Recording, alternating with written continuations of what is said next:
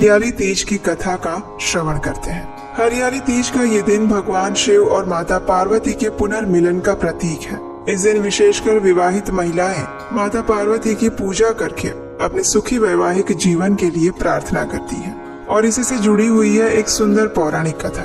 एक समय भगवान शिव और माता पार्वती कैलाश पर बैठे हुए थे, आनंद प्रमोद से बातें कर रहे थे और तभी बातों बातों में पार्वती जी ने पूछा, हे नाथ, आपसे विवाह करने हेतु मैंने कई व्रत किए, उसमें से कौन से व्रत के प्रभाव से मैं आप जैसे कृपा सिंधु जगतपति को स्वामी के रूप में प्राप्त कर पाई, मुझे ये बताइए। तब भगवान शिव ने माता पार्वती को उनके पिछले जन्म की याद दिलाते हुए कहा। उन्होंने कहा, हे देवी, बाल्यकाल में ही आपने पिता हिमालय और माता मैना के मना करने पर भी मुझसे विवाह करने की हठ ठान ली थी। मुझे प्राप्त करने के लिए आपने घोर तपस्या की। 12 वर्षों तक आप एक पैर पर खड़ी रही। कई वर्षों तक आपने अन्न जल त्याग दिया और केवल सूखे पत्ते खाकर जीवित रही।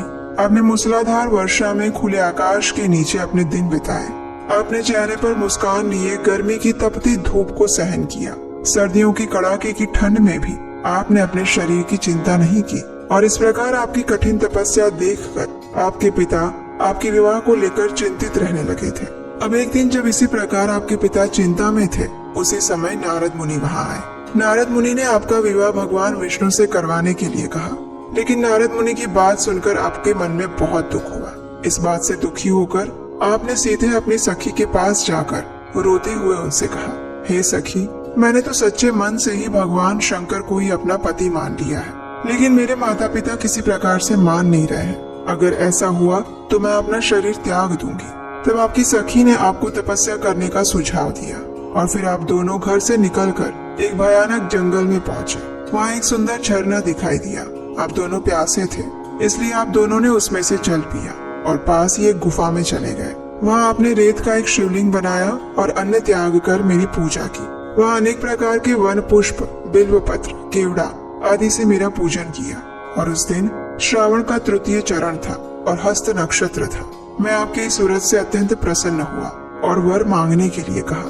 तब आपने मुझसे यही कहा कि हे देवाधिदेव, अगर आप प्रसन्न हैं तो मेरे पति बने। जब मैंने आपका प्रस्ताव स्वीकार कर लिया, तभी आप अगले दिन नदी में स्नान करके अपनी सखी के साथ बैठकर व्रत का पारण किया। थकान और जागरण के कारण आपको नींद आ रही थी, इसलिए आप और आपकी सखी दोनों एक पेड़ के नीचे सो गए। बहुत समय तक आप अपने घर पर वापस नहीं लौटी, इसलिए आपके माता पिता को चिंता होने लगी और आपको ढूंढने के लिए भेजा गया। ढूंढते हुए वे इस जंगल में पहुंचे और आप दोनों को यहाँ सोते हुए देखकर उन्हें प्रसन्नता हुई। उन्होंने तुम्हें धीरे से जगाया और पिता हिमालय ने पूछा, पुत्री, तुम्हें ऐसे घोर वन में क्यों आना पड़ा?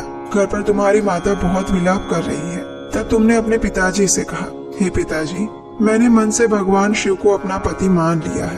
अगर आप मेरा उनसे विवाह नहीं करेंगे तो मैं यही प्राण त्याग दूंगी। और आपकी इसी प्रतिज्ञा के कारण आपके पिता ने भी आपकी बात मान ली और आपको वापस घर लेकर आए तथा मेरे साथ आपका विवाह करवाया। हे देवी, कुछ लोग इस व्रत को हरतालिका व्रत कहते हैं, क्योंकि हरिता और आलिका सखियों ने आपको सहयोग दिया था।